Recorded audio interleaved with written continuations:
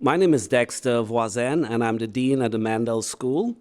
We'd like to welcome all of you here in person, as well as those who are joining us by video.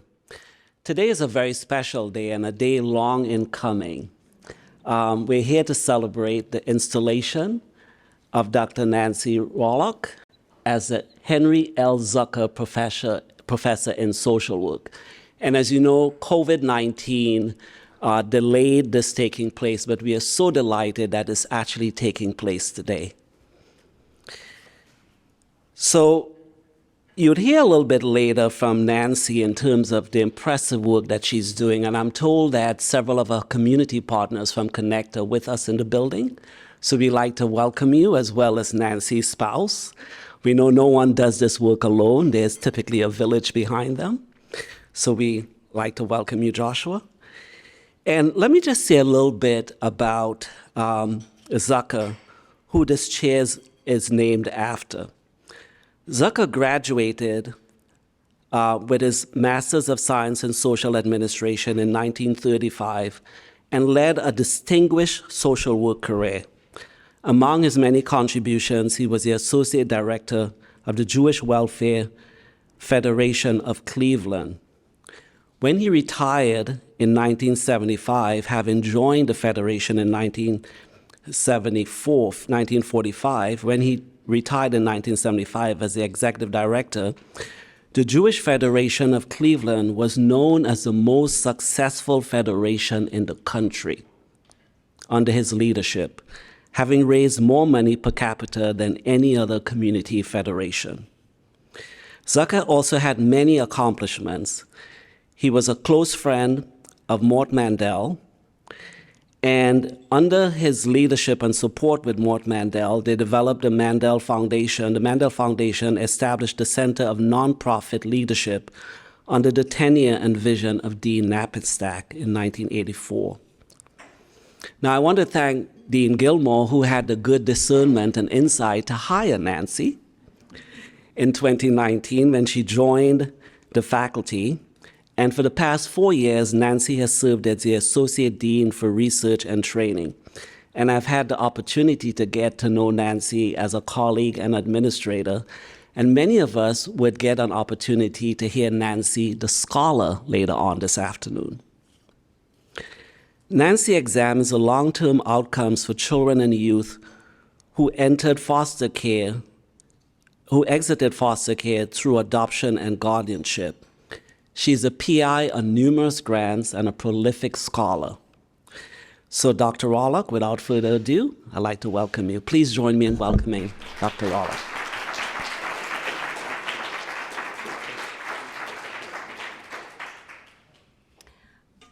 I'm a little shorter. Okay. Well, thank you, Dean Voisin, for that nice welcome.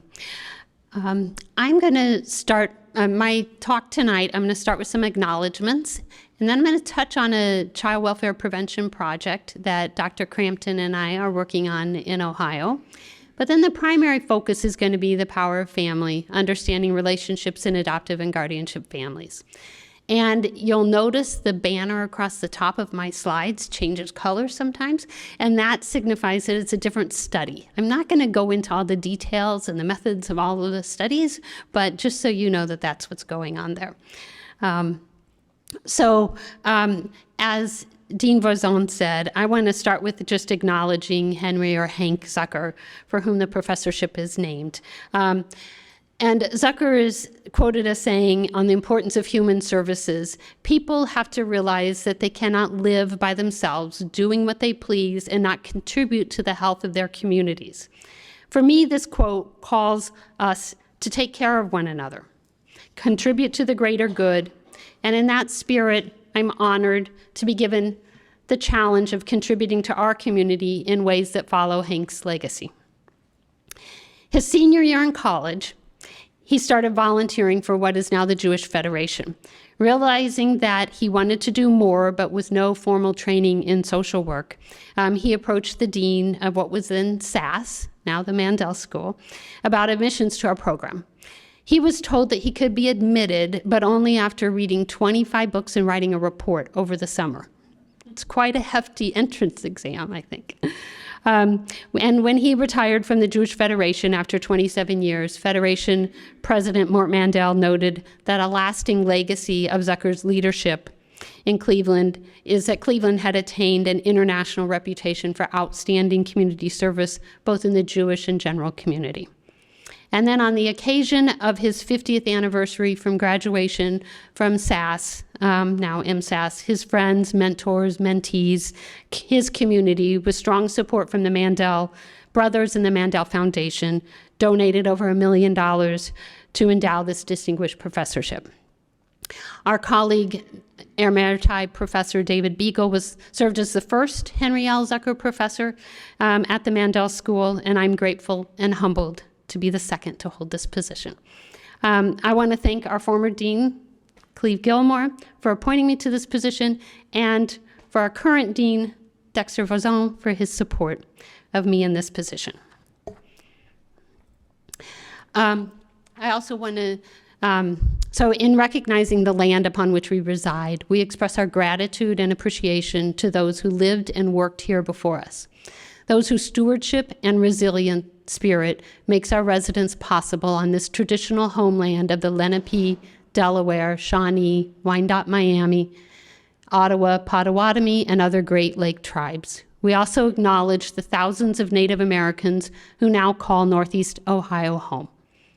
Case Western Reserve University and the greater Cleveland area occupy land officially ceded by 1,100 chiefs and warriors signing the Treaty of Greenville in 1795. Subsequently, the treaty wasn't honored by the United States, contributing to the disintegration of the Earth's current order of life. So I can't start a discussion about family without presenting my family. So this is a photo of the siblings I grew up with. Can anybody guess which one's me? I see Jesu's pointing, trying to figure it out. Yeah. The hint is that I'm known as the oldest of the four little ones. So I'm that stylish one there with the ruffly shirt that kind of looks like maybe something George Washington would have worn. I don't know. And then this is my husband and I on our wedding day in Thailand. We're all dressed up in our best jeans. We are not one for much formality. And with our marriage, my family grew to include more siblings and cousins. And then this is our 20th wedding anniversary, back in Thailand, where we were married. Our son, Rainy, is in a PhD program at Stony Brook University. In studying music composition, and on the cusp of being ABD, or all but dissertation. So next week he will have a colloquium and a concert, and that'll be his final steps before ABD, so good luck, Rainy. And our daughter, Mai Lee, who's a proud Case Western Reserve University alum. She's an aerospace and mechanical engineer working at a startup in I moved her, Austin. She's working on rockets and going to the dark side of the moon. So we learn a lot from her. But my family extends to Mauritania. These are pictures of my Mauritanian family. I was a Peace Corps volunteer in the mid-'80s in a little town called Mbeka. And this is my mom, Miriam, my dad, Day, and my sister, Lukewa.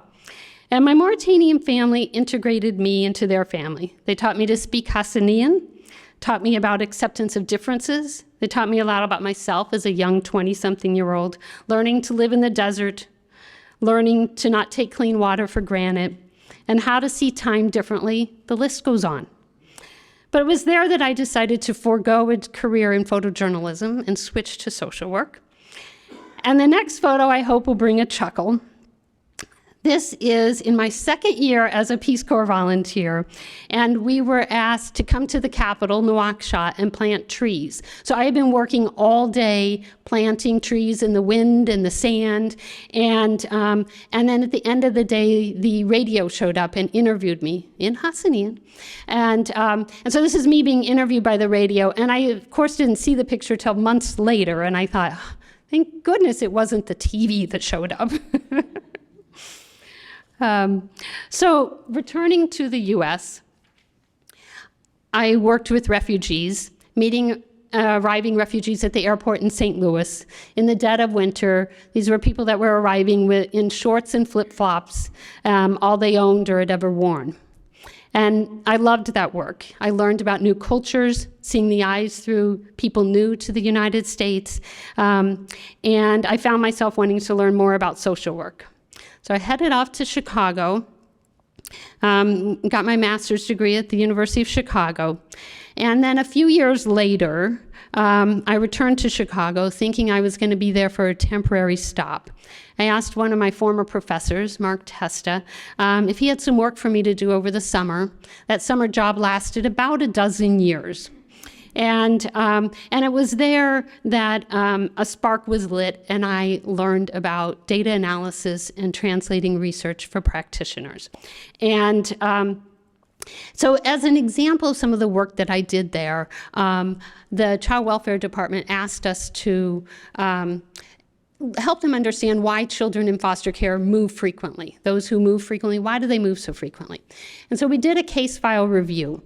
And one of the cases that we highlighted was a young woman who moved several times during the 18-month period we reviewed. And each time it was documented that she moved because she was questioning her sexual orientation. And it was documented in the file that that was the reason. And so with those results, the Child Welfare Director and I went around the state in every region, and we talked about those results. And we talked about how we needed to change practice, how we needed to change training, and how we needed to change policy. For me, that's the beauty of research. If we can use it to really change lives, that's what really excites me. So after that long summer job that lasted a dozen years, Mark suggested it was time for me to go get my PhD.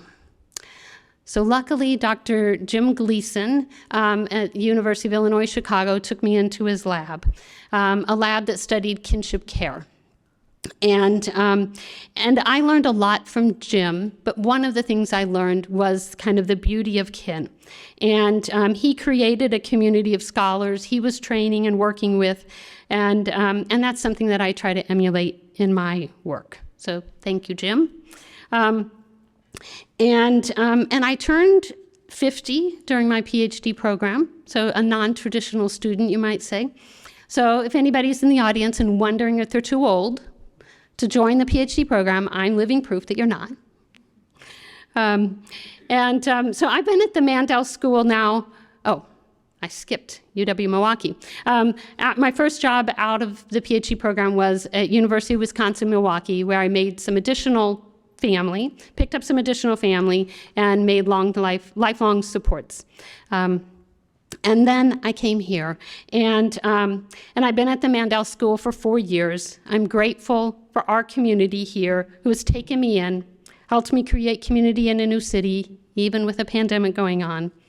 So I anchor my talk tonight in family, because they are the foundation from which I stand.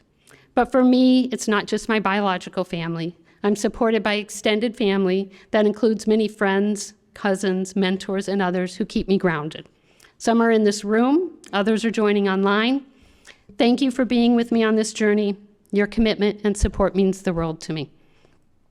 So before I move on, I'm going to ask you to think about how do you define family? Who do you include in your definition of family?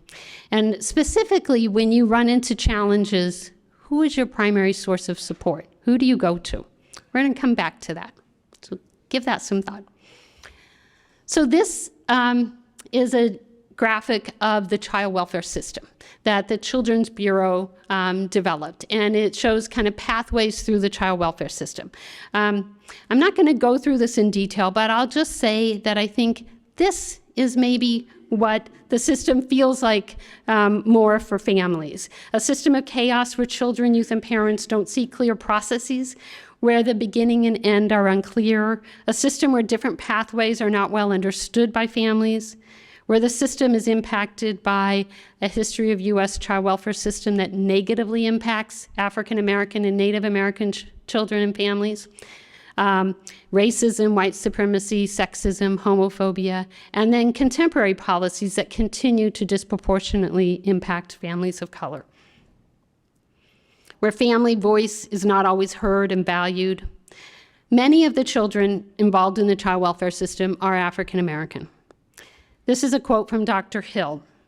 He said, "The extended family has been one of the most, if not the most, significant resource among Black families." In an Urban League study he did over 50 years ago, he found that the mechanisms responsible for survival and mobility of Black people were identified as strong kinship bonds, strong work orientation, and strong religious orientation. In my opinion, these are findings and this reality have not been fully embraced by the child welfare system. The African American community also has a long tradition of responding to the needs of vulnerable children and families independent of state and county child welfare systems. Since their arrival in the United States, individuals of African heritage have employed strategies that allow children not only to survive, but also to maintain their humanity despite brutal treatment. The tradition of fictive kin or kinship care emerged during slavery times when non-relative adults cared for children sold away or otherwise separated from their parents. Following this time of slavery, African Americans continued to support vulnerable children and families through Black churches, schools, and community groups. This tradition of fictive kin and mutual help with challenges of daily life is something that continues today, and it is with this history in mind that I conduct my research. For those who might not be familiar with Dr. Hill's work, I just put this up so you can see some of his work. These are some of the books that he's written, but there is a website called The History Makers. It's a nonprofit committed to preserving the untold personal stories of both well-known and unsung African Americans. And he's on there, so you can read more about him. So much of the work I do is about family. It's about understanding family dynamics, what makes us tick, who we include when we think about family, and how we as a society can do a better job in supporting families. So I'm going to talk tonight about a foster care prevention program that I mentioned earlier, but then most of the talk's going to be about children who exit foster care. So this is a map of where the Family Success Network, or FSN, operates in Ohio. This is a project I said that Dr. Crampton and I are working on together here. And we started in Trumbull, Mahoney, and Columbiana County, and we're expanding to some of these other sites. And this is really about having dedicated family coaches who assist families in navigating services in the community and work with families in achieving their goals. Many of the families that we work with are families who are coming out of homeless shelters. And so kind of navigating what they need and what the supports that they need. The family coaches often come from the communities that we're serving and have often had similar experiences to what the families are encountering. So we don't have any results to share, but it's just a highlight of some work that we're doing. An added benefit to this project is that we get the opportunity to kind of bridge research and practice. And so over the past year, as family coaches have gone about their work, they've encountered issues that they felt they needed to know more about.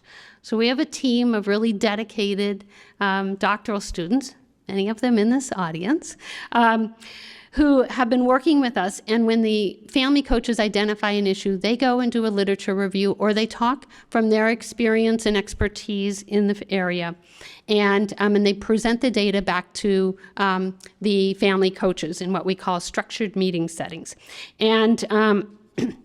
And so it's a really wonderful model because it helps the coaches understand some of these issues that they're struggling with, and it gives our doctoral students an opportunity to kind of give back to the practice community.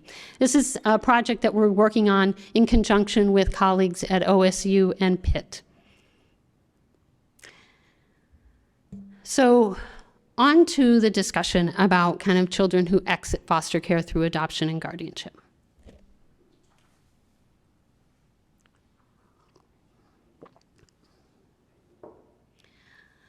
So there are really 4 pathways out of the child welfare system. One is reunification, where children return to their families of origin, the preferred outcome. The second is adoption, where parental rights with the family of origin are terminated and adoptive rights are established. That can be an adoption by a relative or a non-relative. The next is guardianship, and guardianship really builds on the traditions and strengths of kinship care. Similar to adoption, but parental rights may remain intact. Consider, for example, a grandma who is caring for her daughter's daughter, her granddaughter. She may want to continue to care for that child, but doesn't want to become the adoptive mom. She doesn't want parental rights terminated on her daughter. So guardianship gives us an opportunity to remain, for that family to have those existing relationships remain intact. And then if the daughter feels like she can parent again, she can go to the court, petition, and get parental rights reestablished. And then finally, aging out, reaching the age of majority without a permanent home. There's a lot of research that we have on kids who are reunified and families and youth who age out of foster care. But really, it's limited research on adoption and guardianship. So you might say, why do we need to study this area? Isn't adoption just happily ever after? And for many families, it is. And many adoptive and guardianship families don't want additional support and services from service providers. They're done with the child welfare agency and they want to walk away. But in some cases, that's not how it works. So consider Lucas, an adoptive parent that we spoke to in 2006, who said, I have needed support. The child welfare agency, they don't return my calls. It's about to fall apart. She's a danger to herself. I'm really concerned. It's disruptive to the household. After you finalize the paperwork for adoption, they drop off the radar. So really kind of showing how there is this need for support after adoption or guardianship. And another example from 2018, Malika Guardian said, we spent many years trying to find appropriate providers who understood our son. We were given misinformation about our son's needs. For years, professionals looked only at behaviors rather than brain functioning and disabilities.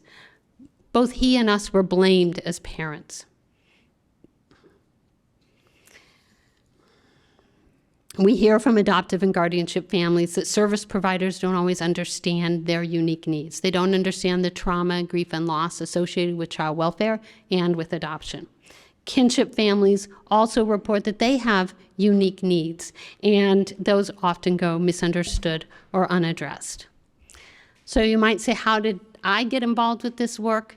And it started when I was working at the Children and Family Research Center in Illinois. It was a university-based research center, similar to what we have here at the Mandel School. And I was doing this work like I talked about earlier. And at that time in Illinois, we had more children exiting foster care to adoption than we ever had, by 10, 20-fold. And so the caseworkers heard about kids who came back into foster care after that adoption, and it made them worried. They said, are these adoptions all failing? Are we not really properly supporting these families? Are we making bad decisions? And so they asked me to look at it. And you might think that this is an easy task. You look at person A and you see if they came back into foster care. But actually, a lot of the data systems that are in place were established during a time when open adoption was not best practice. In fact, it was thought that the best thing to do was to fully separate the foster care life and the adoption life, right? And so from a data system perspective, if a child came back into care, it was hard to know if that was the same child who had exited to adoption a few years before. So I worked with the Child Welfare Agency in Illinois to try to link these samples and try to find how many times we see kids coming back into care.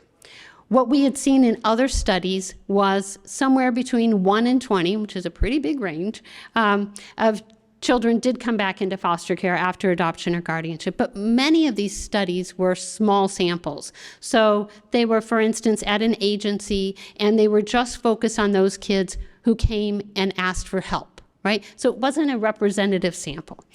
And they often only followed children for 1 or 2 years after adoption. So kind of a short window of follow-up. And I covered this one before. So this was some of our findings. This graph shows the number of children who exited foster care through adoption or guardianship in Illinois every year. So like in 1999, there were 9,000 children who exited foster care through adoption or guardianship. In 2004, it was 2,800, right? So what we did was we kind of created these cohorts. So we kept everybody who exited foster care in 1999 in their cohort, and we said, all right, 2 years later, how many of those kids had returned to foster care, right? 5 years later, how many? And this is what we found. So that green line along the bottom, that shows the percentage of children who return to foster care after adoption. And it's about 2%. And it doesn't really change if there are 9,000 or 2,000 children. It's about 2%. And then the blue line shows the number of children who return to foster care after 5 years. So it's about 6 or 7%. And then a decade after adoption, how many of those children return to foster care? It's about 12%. So those studies that we had before that followed children just for a year or two really missed the boat, right? We didn't really capture all of the children and their experiences. So using the population data that we had, all children who had exited foster care, it really gave us a fuller picture of what was going on. This shows 2 separate studies, but basically they were using administrative data in other states and found very similar results. That 2% at 2 years, 5 or 6% at 5 years, we found those in these other states. We also found that when children were adopted over the age of 3, they were more likely to re-enter foster care. And we found that children of color were more likely to re-enter foster care. So we were learning some trends about, who re-enters foster care and what are their experiences. This kind of clip I put up here is part of a paper that I did with colleagues in the UK and Spain and Portugal. And this was really a wonderful opportunity because we met each other at an international conference and realized we were all trying to understand the same phenomenon. We were all looking at, kids who had adopted and what happened after the adoption. None of us had similar words for what we called, an adoption that didn't work out. We had to kind of talk about, how do we define that? How do we look at that? And how do we track it, right? That many of these data systems in other countries as well didn't have good tracking of how do we know how many kids re-entered foster care. So this is helpful. It's big data, right? Tens of thousands of cases. We can know kind of percentages and stuff like that. But what's missing from this is the lived experiences of the adoptees and their parents. And so I'm going to highlight a study I did with Dr. Alfred Perez. Dr. Perez interviewed 20 young adults who had exited foster care through adoption or guardianship as teenagers. And he talked to them about their adoption experience. And then we took what they had told us and we linked it with the administrative data to see, do we see the same story being told in the administrative data and in the lived experiences of these kids or young adults. So here's a couple of examples. Whitney was 24 years old when Dr. Perez interviewed her. And she said that she was adopted by a non-relative at age 14. She said her adoption remains intact, but the relationship with adoptive parents was severed at age 16. What our data system showed was no instability. So this is kind of a quote from their conversation, right? Whitney said, I lived with my adoptive mother till I was like 16, then I ended up staying with different friends. Alfred said, is your adoption terminated? Whitney said, no, my adoptive parents are still legally my guardian. The last time I talked to them was when I was 16. So it was a long time ago for this 24-year-old. Another example is Andrea, who was interviewed by Alfred at age 29. And this is also, I think, an important kind of part of the story. Andrea said, you know what? I kind of just went with the flow. Believe it or not, we never sat down and talked about it. She didn't ask, hey, is this what you want? Is this what you'd like? Or it was pretty much like, I'm going to adopt you today. Come sign these papers. So this is a teenager, right? She was 15. She was clearly able to make her decision, but she wasn't consulted. That's what she reports. And then the record on this one didn't make any sense, right? Compared to what she had to say about it, right? The record said she was in guardianship with a relative at age 13, and it ended when she was 16. So really, it's confusing to understand these differences, right? Because we have what the adoptee or guardian says and what the record shows. So Alfred and I concluded with this that we really think that there are three sides to any foster care story. It is the lived experience, the official case record, and the space in between that we don't really understand a whole lot about. So I'm going to next turn to my most recent study.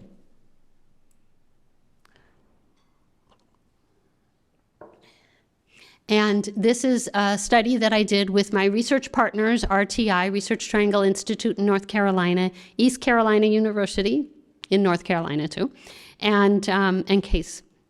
And this is a federally funded project. It was funded by the Office of Planning, Research, and Evaluation, part of HHS. And here, what we looked at was, our main research questions was, how often do children and youth re-enter foster care? And you might say, Nancy, don't we kind of know that based on everything you just shared with us? But this was from the perspective of the adoptees and the adoptive parents. So we were asking them, not going to the official record, to try to understand this. And then, how many experienced informal instability? I'll define that in a minute. And then we also wanted to understand the quality of the current relationships between adoptees and their adoptive parents. So this informal instability, this is defined as after adoption, the adoptee experienced one of these events, like running away, homelessness, living with a grandparent, another relative, non-relative, leaving home before the age of 18, but only if that was not for college or military or to find a job, right? Something else. And when we looked at those lived with a grandparent or other relative, I just talked a minute about the beauty of kinship care and the strengths of kinship care. So we only included these cases as having experienced instability if they also said that they left because the child didn't feel safe or accepted in their adoptive home, that the parent didn't feel safe at home or asked the child to leave, or if the family needed help addressing the emotions or behaviors of the youth. So this is the original study that we based our current study on, was a study that occurred back in between 2001 and 2009. It was a nationally representative sample. We call it INSCAL, the National Survey of Child and Adolescent Wellbeing. It's a source of many dissertations. And so we use that as our base. And that is a study that looks at all children who were reported for a maltreatment event. And they interviewed all sorts of folks. We took from that sample just those who were adopted through the child welfare system. And this was 14 to 16 years later. We did web and telephone surveys. This was during the pandemic. And we got a 45% response rate, which we think is pretty good for this population. And that could have been either the adoptee or the adoptive parent. And the adoptee respondents, the mean age was 24. So I'm going to ask you to remember that age. I'm going to come back to it, 24. All right. And so we got 206 adoptees who responded, 295 parents who responded, and we have 118 families where we got responses from both. So for those researchers in the room, it's kind of a confusing sample to analyze, right? Because the denominator keeps changing on us depending on what data we're looking at. So what did we find? So in terms of instability, we found that 67% reported no instability. So here I want you to just think about that. That's the vast majority of families reported no instability. When I talk about my work, people often walk away thinking all these adoptions and guardianships are failing. But really, almost 70%, the vast majority, did not experience any instability. And then 24% reported informal instability, and of those, over half, 57%, ran away, 41% went to live with a grandparent, other relative, 27% experienced homelessness, 12% left before the age of 18, and 11% lived in transitional housing. So they can select more than one. That's why it doesn't add up if anybody's doing that math in their head. And then 8% experienced a foster care reentry. And I should say here that foster care reentry, one of the things that's important to note here is that in many places, if an adoptive parent can't afford the mental health services that their child needs, they often have to relinquish custody in order for the child to come back into care to get the mental health services that they need. It's really a terrible system, in my opinion, and something that we really need to help address. So we don't know how many of those families that was the reason. We do have some information about them, which I'll share in a minute.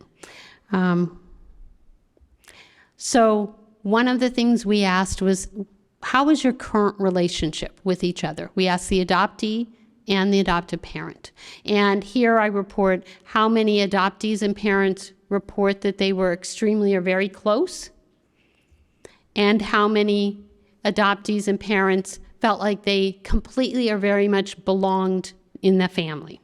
So there's a strong sense of belonging. The dean and I were just talking about a sense of belonging today, right? So here we go. Of those who experience foster care reentry, about half say that they felt extremely or very close to the adoptive parents. To me, that was surprising that half of them did.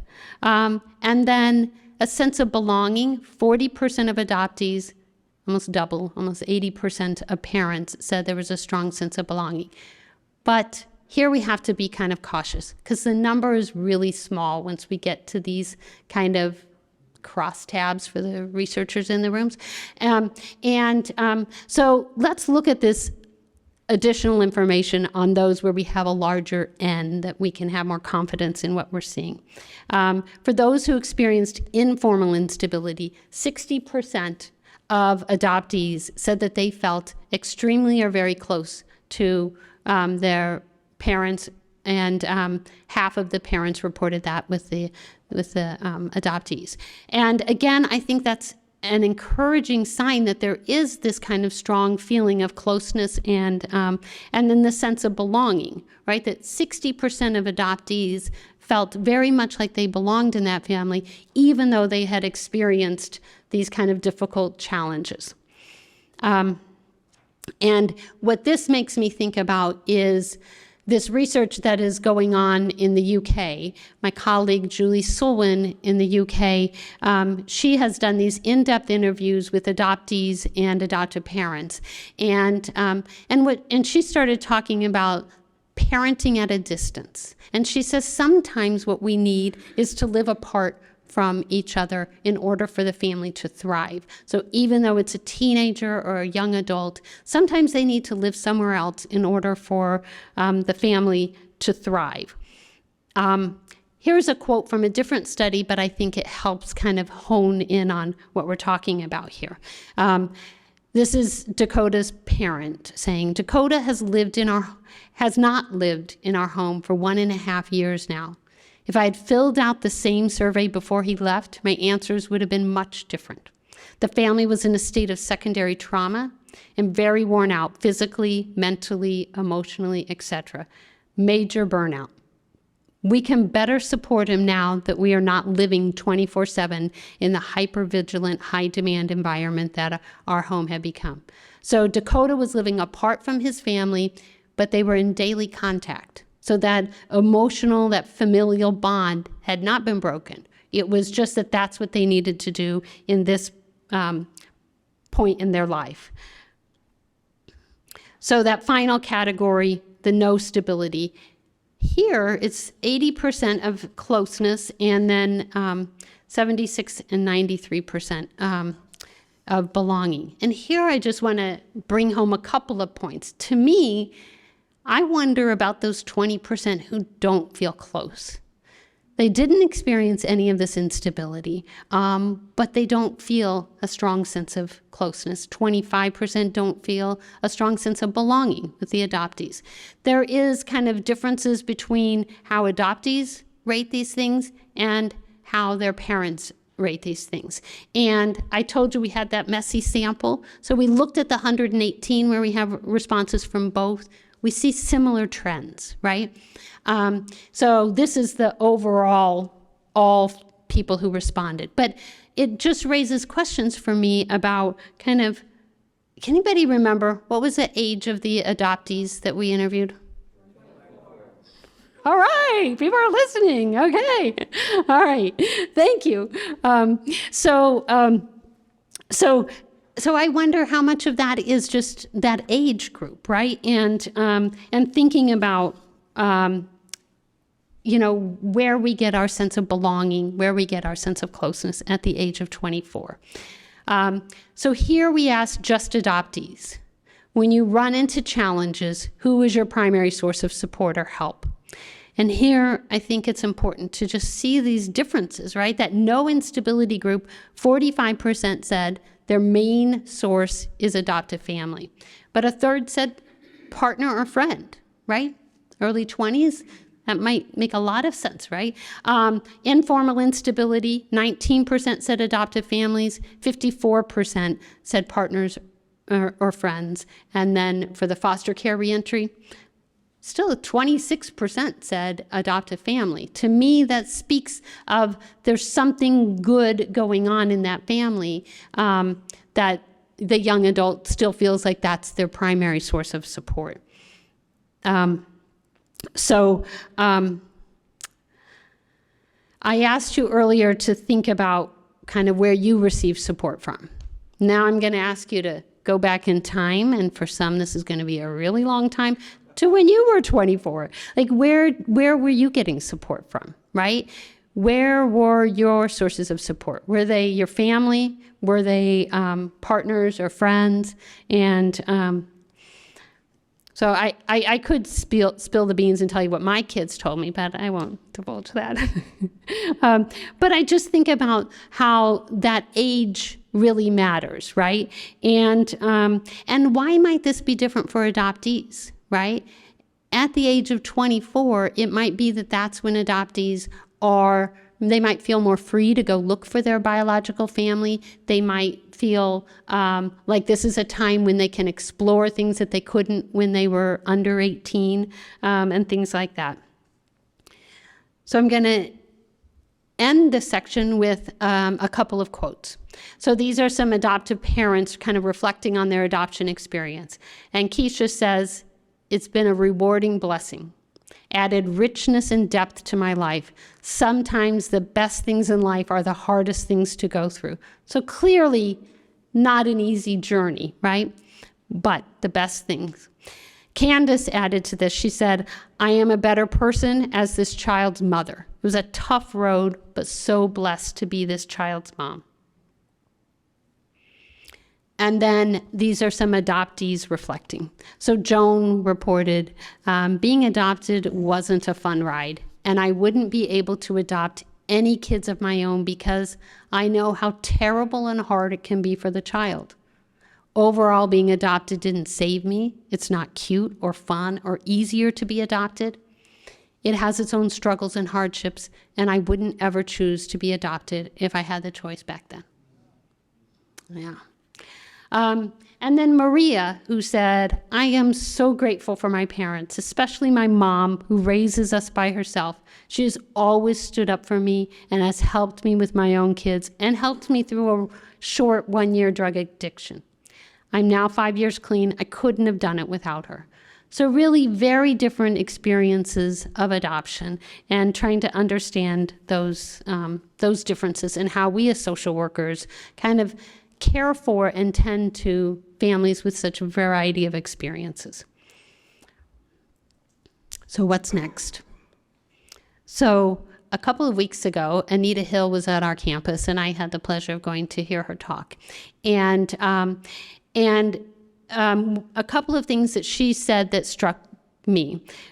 She said, to change the future, we need to involve the voices of those who are often marginalized or often not heard. And by centering those voices, real change can happen. So with that in mind, I have a team of great doctoral students I get to work with. And we hope to launch a study that is going to ask young adult adoptees, how do they define family? Where do they seek support from? What are important aspects of family life that social workers need to pay attention to? And how do these young adult adoptees make sense of the findings that I just shared with you? Because we need them to help us kind of understand some of those challenging findings. And then the other thing I think that's really important is to try to understand, how do young adoptees compare to non-adoptees, right? How many 24-year-olds would have answered this regardless of whether they were adopted or not, answered the same way, right? So we hope to be able to launch that study and kind of try to understand some of those dynamics. And I'll close with something else Anita Hill told us that night. She said that when we include diverse voices, there's always someone who challenges us to be even more inclusive. And it's my hope that we are challenged in this way in our next study to improve our understanding of adoption and to be better social workers as we continue to work with adoptive, guardianship, and kinship families. So, thank you.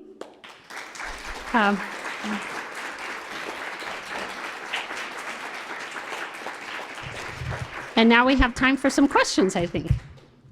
At this time, we'd like to open it up to questions and answers. If you wouldn't mind, please, if you're attending in person, coming up to the microphone and stating your name and your affiliation, and Nancy will get to your question. If you're attending virtually, please type your question into the chat, and if time allows, we'll read it aloud. Thank you.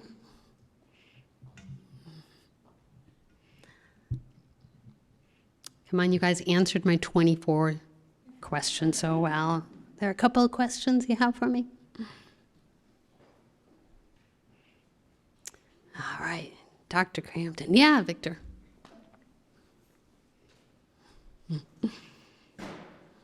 So my name is Victor Gross. I'm one of the faculty.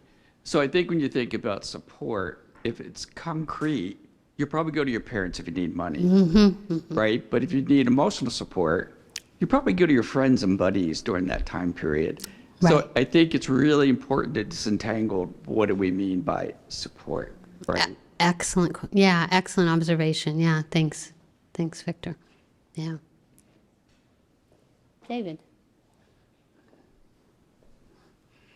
I'm David Crampton. I'm on the faculty here, and I'm privileged to be doing the project Nancy mentioned with her. So my question is about the two projects. And I could imagine that somebody adopted out of foster care might years later wonder, how come my mother couldn't do it? Or how come my parents couldn't do it? How come I end up in this situation? And I think, unfortunately, part of our answer has to be, we didn't know. But we're going to change that, right? No pressure on us, but if we can prove that FSN is an evidence-based program, then all the new federal prevention money will create an FSN in every county in the state of Ohio, and we will hopefully prevent kids from getting in foster care in the first place by, for the first time ever, having federally funded family coaches who will say to parents, I can teach you about parenting, I can teach you about finance, I can give you money. You know, here's a crazy idea, let's actually help these parents so they can parent. Exactly. But until we have that, I mean, it's going to be there. Why didn't my mom raise me? Well, we as a society didn't help your mom raise you. And so she had no other choice. And this was the system that you showed us. This was the system that we had. But now we have a new system, and you can come to the Mandel School, become a social worker, and you can help us build a system where all families get the support they need. Yeah, absolutely. And that's our hope with that FSN project. Yeah. Yeah. And it will help everybody. Yeah, exactly. Right. No pressure on us. But we'll do it. Thanks, David. Yeah. Yeah, Megan.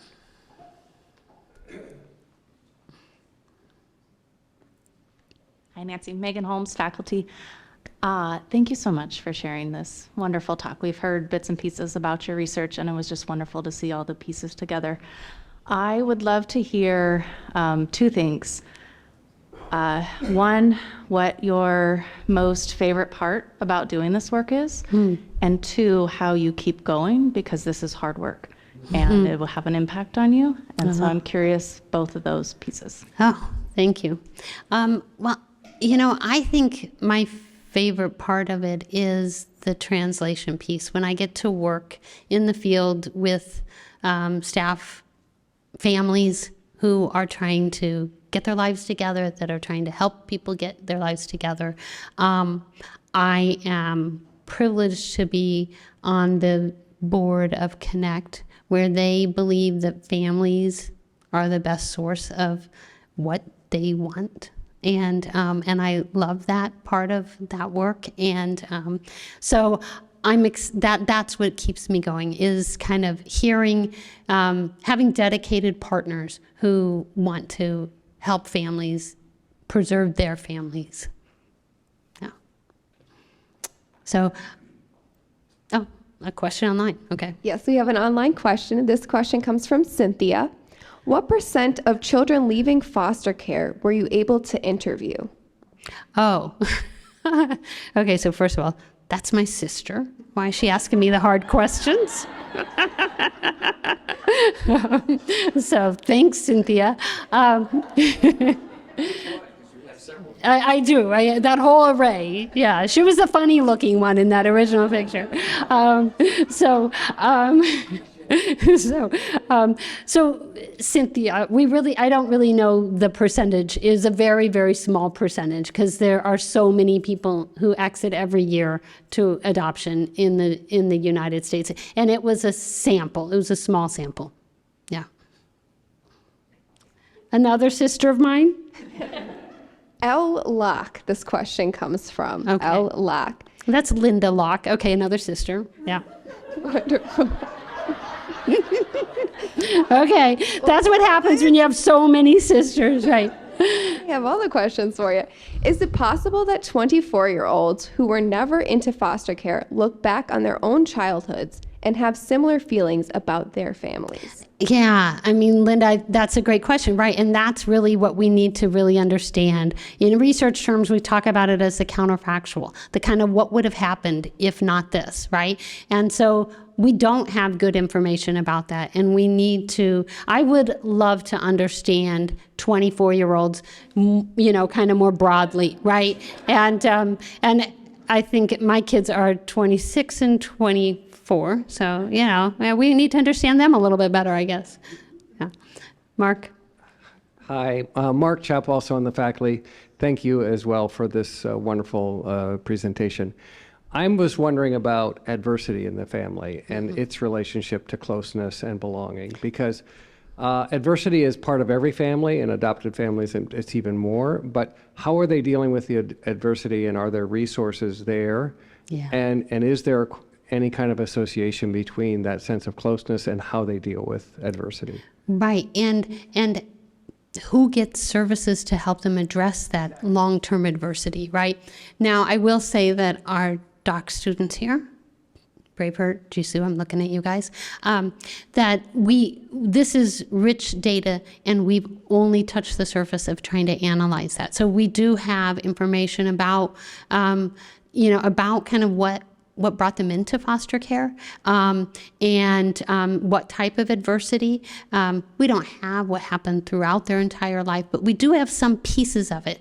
One of the things that we're looking at right now is kind of clinical levels of behavioral challenges and how that impacts this, right? Mental health issues. And we need to understand that and unpack it, but we haven't done it. If anybody's interested in this data, we've got a lot of data that we can analyze together.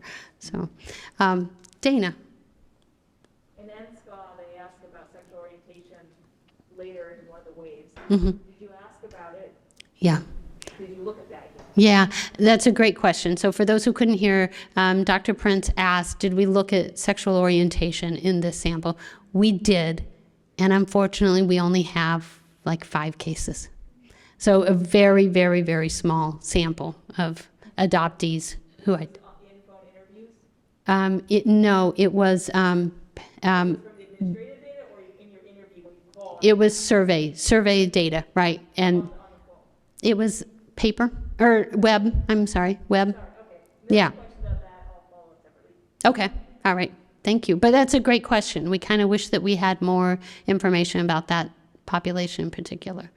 Another one of my sisters asked a question, or somebody else? Are you related to Patty McLaren? No. All right, thank you for not being a sister. Not a... Yeah, not that I know of. Yeah, that's right. So we'll let this be our last question. Okay. And this is from Patty McLaren. She graduated with her MSSA and LISW. Oh, nice. Thinking of Anita Hill's message regarding centering voices of marginalized folks, do you or any of your colleagues have any personal experience as adoptees or adoptive parents? Okay, that is a great question. Thank you. And I do not have any personal experience with adoption. I'm not an adoptive parent. I have not been adopted. But in our research community, we do have adoptees and adoptive parents who work with us. And I think that that's a critical piece of it. We need to have those voices front and center. So thank you all. Thank you for being here. Thanks for the great questions.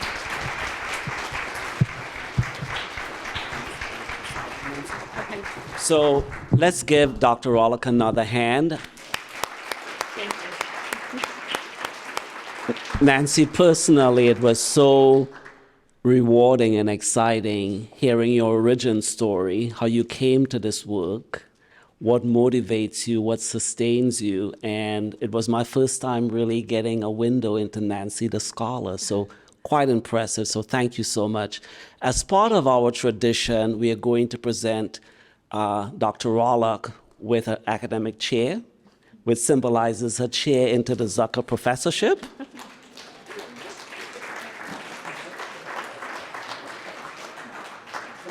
I'm going to ask Dean Gilmore to come up and help me present her. Nancy, you can have a seat. We have some flowers, and we also have other parts of Nancy's community, folks who have flowers. Please bring it up. We want to give Nancy a flower in person. Thank you. The other flower bearers, please.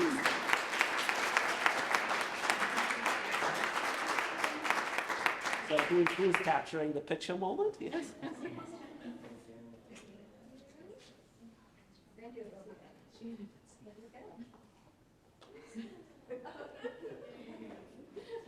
So, and for all the folks who are joining us on web, as well as Nancy's sisters, who we've heard a lot from this afternoon, we'd like to thank you for joining us for the program. This formally concludes the program, but we have refreshments, appetizers, and the fellowship, and the congratulations will continue. So have a pleasant evening all. Thank you.